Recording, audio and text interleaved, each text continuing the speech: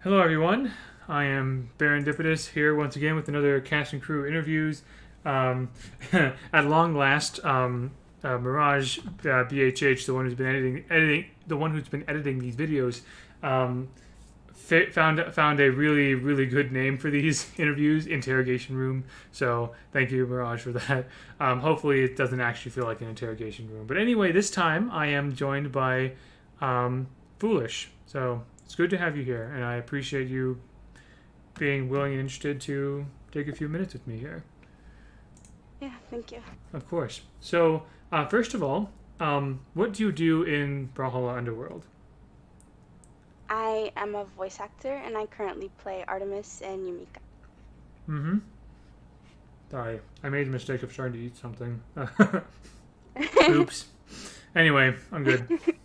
Yeah, excellent. So yeah, I'm very happy to have you in the project as a couple of I think are pretty fun characters. I've always liked Yumiko. I always thought Artemis was really cool lore wise, and I'm glad to have you voicing both those roles.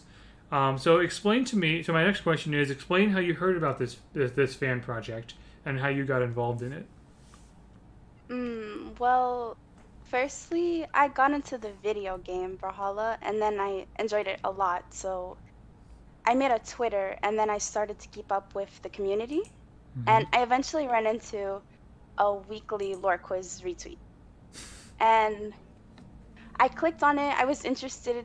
Um, and I just thought it was a really good idea. And so I started to read your lore website. Hmm. And I really loved what you did and how you input your own ideas and everything. So I eventually followed you, and until this project came up, I was a little bit scared about trying out at first. But once the second round of auditions came and I saw how you encourage people, it made me think that maybe I do have a chance and there's nothing to be scared of. Hmm.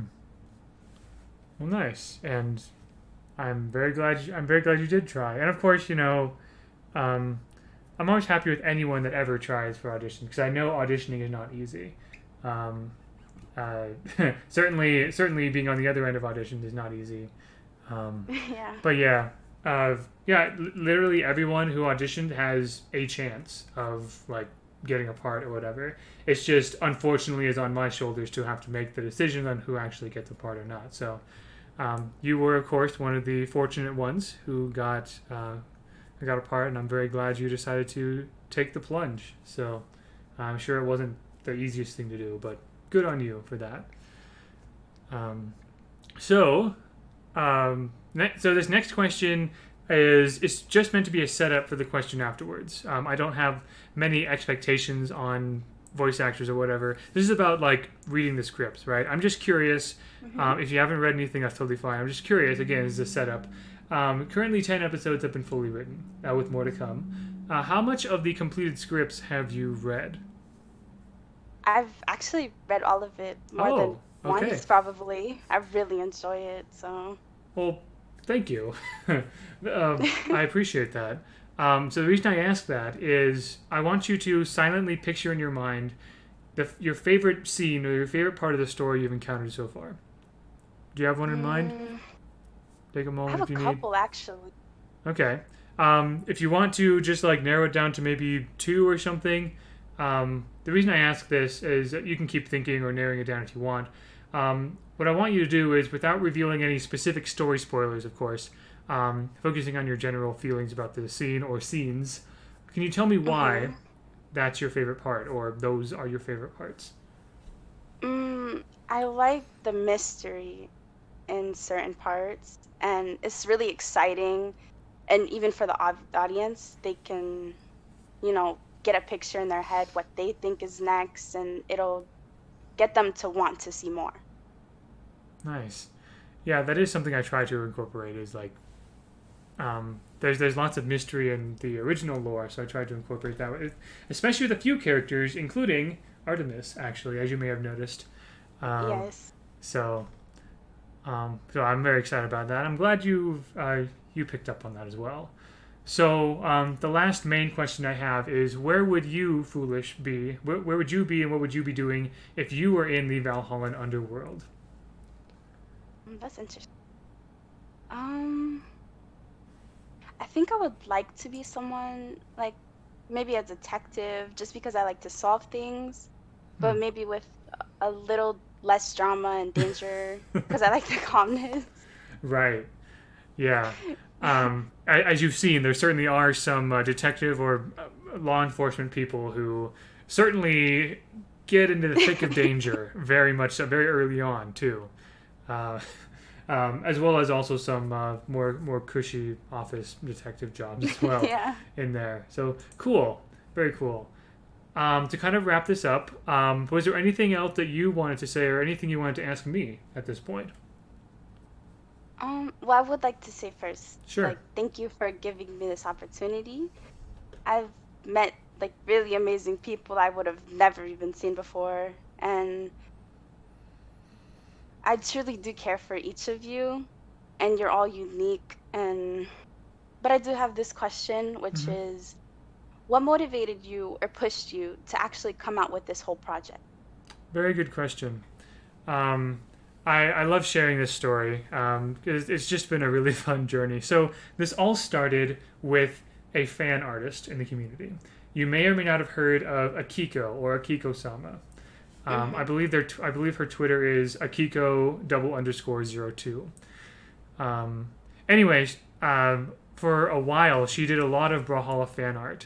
And she doesn't do as much now. I think she's moved on to other fandoms for a little bit or taking a break from Brawlhalla fan art. But sometime in March, she made fan art of reimagining a few different Brawlhalla characters as mafia bosses.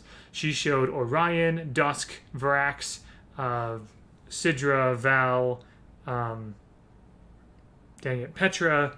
Yeah, I think those are the six there. And she basically reimagined this whole like alternative universe of a mafia Brawlhalla essentially.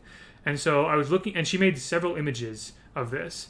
And she even like included me and a couple other people like Hyena and Cyan, Petra, and Cyan, in like thinking of like who would be in whose gang or whatever. So Akiko was considering making something out of this, maybe some sort of comic or something. But then she decided to move on from Brawlhalla, and not much more came of that. So I thought I was just so inspired by these images. I thought you could make a really cool story out of this. I'm not much of an artist. Making a comic or goodness forbid an animation would take a lot of time and work. But an audio drama was something I always wanted to try doing. And I've been in podcasts before. I have recording equipment and stuff like that. So I asked Akiko if she would be alright if I borrowed her concept for an audio drama project, and she was all for it. So yeah, and this was all like March and April as I was sort of like thinking, okay, what could we do with this? And then, and it was just me and Cyan and Hyena. And so then eventually, and so Cyan brought in some more artists and whatever, and then I thought, okay, I'm gonna need voice actors for this, and it just kind of grew organically from there. And so it all started with that small little like a fan artist made this cool thing. They weren't using the idea, so with their permission, I decided to take it and try to make something out of it. And I've just been wowed every single day by how big it has become. So and also more than that, I'm just more especially proud of how much opportunity it gives to other people as well. Because even though I'm like the director of the project, I am more proud of the fact that friendships and unique opportunities are being formed in this. So yeah, including for people like you, as you've said. And so which to me makes this project a success. So that's how it all came about. I probably talked about it for longer than I needed to, but it's just been a really fun journey and something that, as far as I know, has not been done in the Brawlhalla community at large before. So, yeah, Yeah. cool. Thank you very much for that question. Was there anything else you wanted to say or ask or whatever before we wrap this up? Well, speaking of friendships, have you ever felt like giving all of this up, and what do you really consider us? Oh my gosh, that's a really good question. It's a very very deep question, going deep into things here, which I appreciate, and I like to think that I'm an open and honest person here. Um, so uh, of course, as like a Brawlhalla content creator and partner, I try not to like be too buddy buddy with like any random person that DMs me or whatever or asks me for a match or stuff like that, because I just don't have the time for that. However, um, honestly, Brawlhalla Underworld has been something that I've come to care a lot about, more than almost any other project that I'm involved in, whether as Serendipitous or IRL or whatever.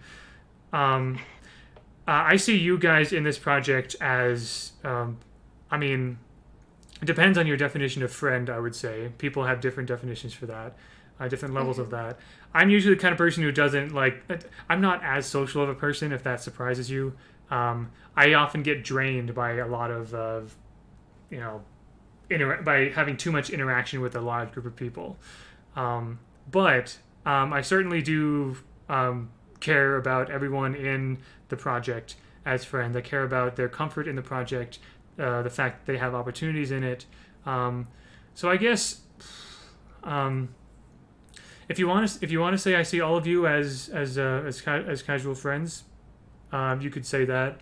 I guess also like if you wanted to put this in a work setting, for lack of a better way of putting it, this would be like no one's getting any money out of this, to be clear, but like a job that I really care about the people who are under my management, if that makes sense. I want that. It's kind of like how, actually, a better comparison.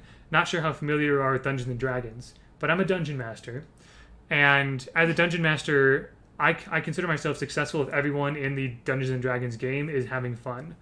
If everyone is feeling happy, if they're like, you know, if despite everything else in their lives, they're enjoying themselves and, you know, smiling and laughing and that kind of thing. I feel the same way about Brawlhalla Underworld.